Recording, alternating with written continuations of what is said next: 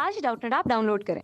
Doubtnut पर अपने सभी गणित, रसायन विज्ञान, भौतिक विज्ञान और जीव विज्ञान के डाउट्स का करो सफाया। बस प्रश्न की फोटो खींचो, एक ही प्रश्न को क्रॉप करो और तुरंत वीडियो सोल्यूशन पाओ। अभी डाउनलोड करें।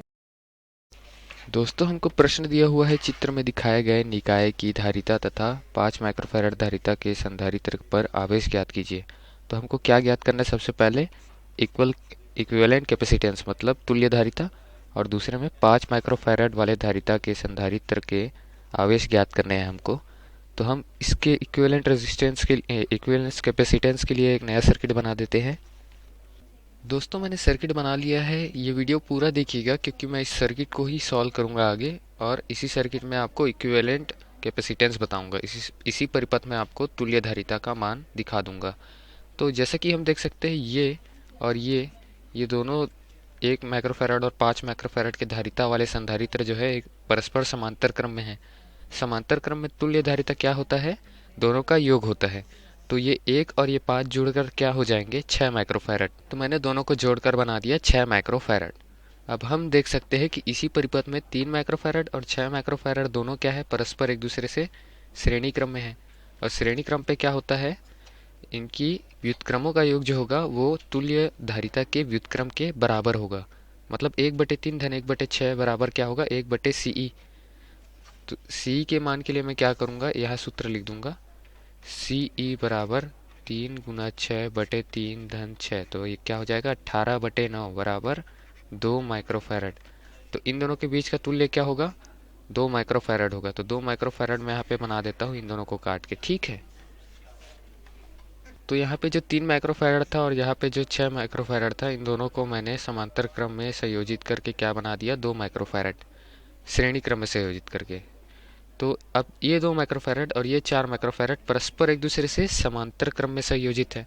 समांतर क्रम में वापस से इन दोनों का हम योग कर देंगे, और योग करने के बाद 4 और 2 का योग करने के बाद जो धारिता आएगी वो क्या रहेगी?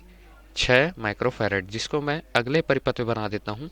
तो इस प्रकार परिपथ की कुल धारिता क्या हो गई? तुल्य धारिता 6 माइक्रोफैरड, ठीक। अब 6 माइक्रोफैरड तो हो गई धारिता। धारिता को हम दर्शाते हैं C से। तो C का मान क्या हो गया? 6 माइक्रोफैरड। और V क्या हो गया? विभवांतर 6 वोल्ट का, ठीक। यहाँ से हम आवेश निकाल सकते हैं। आवेश का सूत्र मालूम है दोस्तों आपको? आवेश जो होता है वो धारिता और विभवांतर के गुणनफल के बराबर होता है। तो कुल आवेश कितना आएगा इस धारा के लिए? इस सभी में जो आवेश रहेगा वो कुल आवेश आएगा 6 × 6 बराबर 36 माइक्रोकुलाम। अब माइक्रोकुलाम क्यों लिया मैंने? क्योंकि मैंने कैपेसिटेंस जो धारिता ली थी वो ली थी माइक्रोफैराड में। तो इस तरीके से जो Q का मान आया वो आया 36 माइक्रोकुलाम। तो इस तरीके से हमारा पहले भाग का आंसर तो आ गया है। अब हमको निकालना है इस 5 माइक्रोफैराड के बीच से होकर जाने वाली, मतलब 5 माइक्रोफैराड में संचित आवेश निकालना है हमको। तो उसके लिए क्या करेंगे? जो सर्किट हमने तुल्य परिपथ के लिए बनाया था, मतलब परिपथ बनाया था, उसको हम वापस से इसमें कन्वर्ट करेंगे धीरे धीरे, स्टेप बाय स्टेप। तो इसकी प्रोसेस हम स्टार्ट करते हैं। इसके लिए क्या करेंगे? 6 था, इसको क्या किया था? यहाँ पे 4 था और यहाँ पे 2 था, तो वो मैं बना देता हूँ। तो इस तरीके से मैंने स्प्लिट कर लिया इसको। ये है 2 माइक्रोफैरड और ये 4 माइक्रोफैरड। हम प्रोसेस बैक कर रहे हैं, वापस से दोहरा रहे हैं इसको।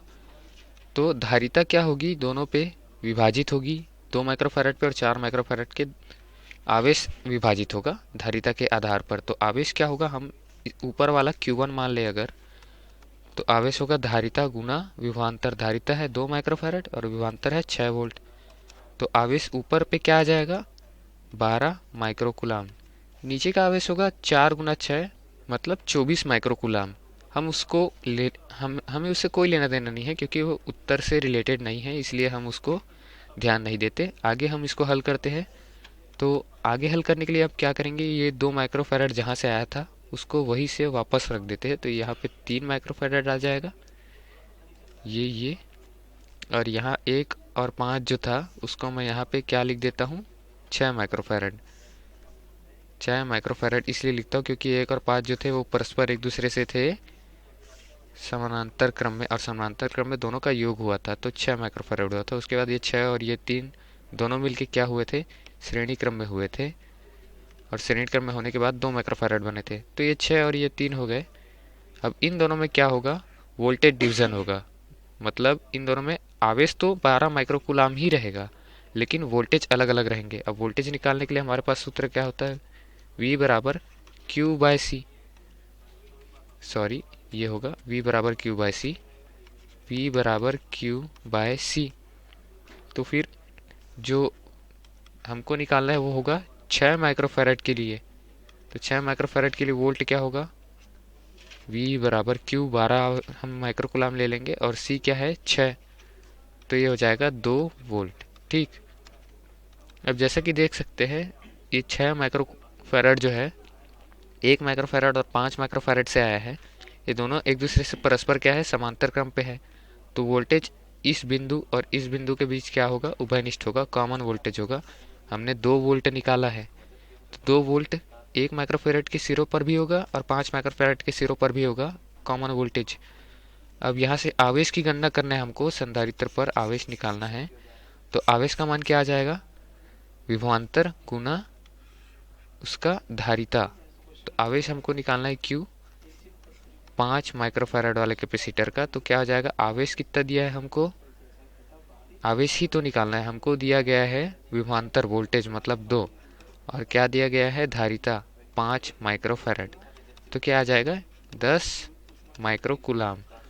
तो इस तरीके से वो 5 माइक्रोफैरड वाला जो संधारित्र था, संधारित्र 5 माइक्रोफैरड, उसका धारिता का मान मतलब उसमें संचित आवेश का मान हमको क्या प्राप्त हुआ, 10 माइक्रोकुलाम। यही हमको निकालना था दोस्तों, यही आंसर है। Thank you. कक्षा 6वीं से 12वीं से लेकर नीट, आईआईटी, जेई वो एडवांस के लेवल तक 1 करोड़ से ज्यादा छात्रों का भरोसा। आज ही डाउनलोड करें डाउटनेट ऐप या व्हाट्सएप करें अपने सारे डाउट्स 8400 400 400 पर।